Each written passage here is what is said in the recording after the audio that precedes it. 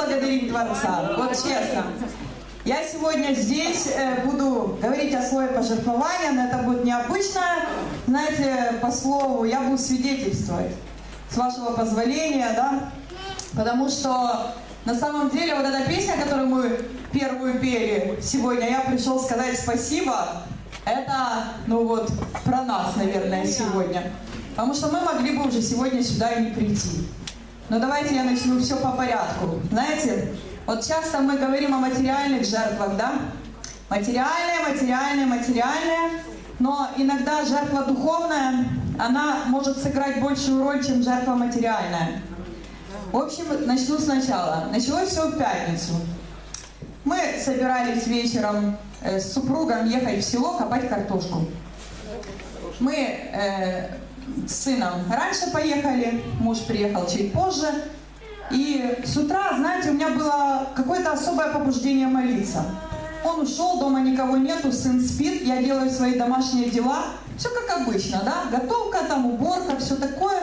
И как мы обычно, знаете, и вот как будто вот внутри тебя Дух Святой, он говорит: молись. Я, знаете, ну как молись, ну обычно, знаете, как мы делаем? Сейчас доделаю, вот это я сейчас доделаю, а потом помолюсь. Или, ну, кто так делал? Многие так делали, да? То есть я сейчас доделаю, потом помолюсь. А в этот раз я продолжаю делать, а мне Дух Святой, ну, как будто, знаете, вот накручивает: иди молись, иди молись. Я бросаю, ну, думаю, ладно, это может подождать, то есть буду молиться. И начинаю молиться на языках. Молюсь. Особенно у меня побуждение, я призываю кровь Иисуса на мужа, на сына, на себя, на семью, на дом, то есть на то, чтобы Бог охранял. Выхожу из кухни, становлюсь на колени, стала там между ванной и кухней, молюсь на коленях. И Бог меня побуждает молиться вот этим псалмом 31. Там написано: когда помолится тебе праведник во время благопотребное, то есть вовремя, то разлитие многих вод не достигнет его. То есть многих бед можно избежать, просто вовремя помолившись.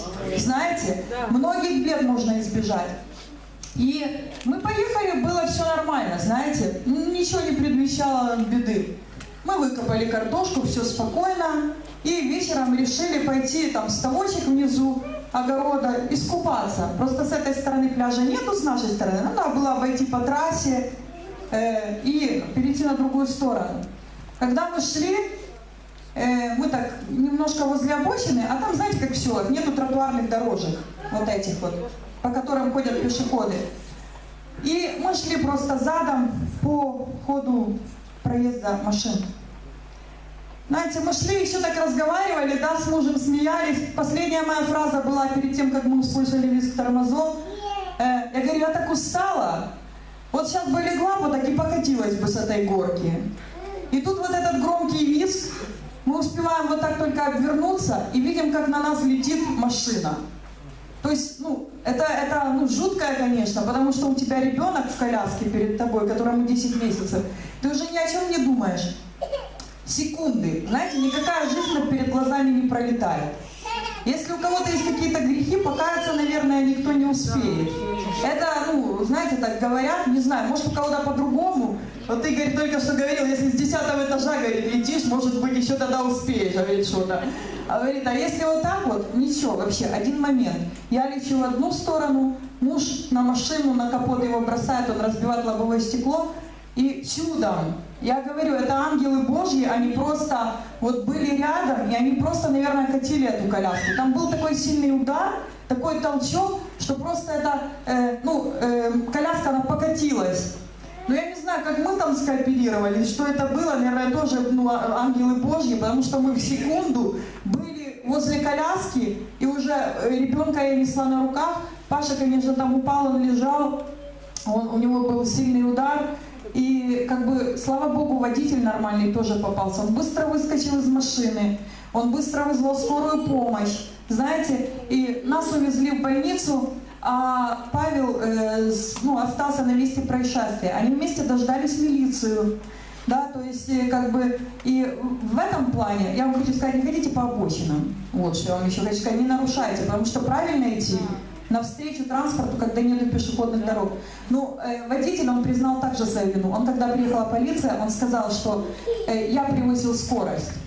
То есть, и, знаете, намека на то, чтобы брать у него какие-то деньги, ну, то есть, ну, как бы, знаете, вот возместить моральный ущерб, или там еще что-то, ну, у нас даже язык не поворачивался.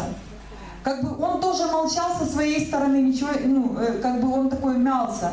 Но пока мы были в больнице, Паша, знаете, ну, с ним там стоял на этой обочине, он говорит, ну, я видел, как он мнется.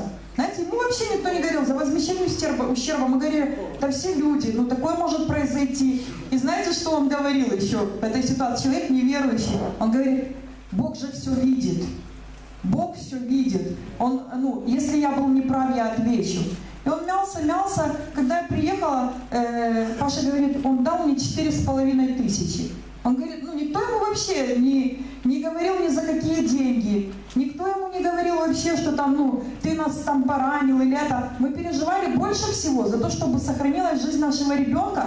И слава Богу, вот, ну, знаете, люди, вот слава Богу за то, что на нем ни одной царапины, на нем ни одного ушиба, на нем вообще, он просто сильно испугался и плакал. Давайте поблагодарим Бога, аллилуйя! Вообще, на нас там мы пару стадий, ну, приехала полиция, и говорят, на этом месте, просто, ну, уже до вас, там несколько человек погибали. Постоянно там происходят какие-то происшествия. Поэтому это, ну, Божья заслуга. И знаете, вот эти деньги, которые дал нам этот мужчина, ну, мы знаем, что они нам не принадлежат. Вот они не для нас, просто это не наши деньги, это деньги во славу Божью. Поэтому мы сегодня будем жертвовать вот для нужд нашей церкви, для того, чтобы, знаете, ну вот Царство Божье, оно, ну, просто, ну, распространялось, потому что лучше и самая минимальная благодарность, это вот то, что мы можем сегодня сделать для Бога, это отдать это вот сюда в церковь, чтобы оно работало на церковь, и чтобы Бог прославлялся вот в таких делах. Давайте его поблагодарим, и давайте мы будем вовремя молиться, и когда у вас есть побуждение молиться, не оставляйте назад, отложите все. Молитесь, это может спасти вашу жизнь. Я верю, что эта молитва произвела. Просто она проложила дорогу. Конечно, наши физические там какие-то, да, сработали. Муж быстро среагировал, там, да, коляску отпихнул. То есть, но это я верю, что с Божьего побуждения все могло бы закончиться трагично, и мы бы уже тут сегодня не стояли. Слава Господу! Аллилуйя!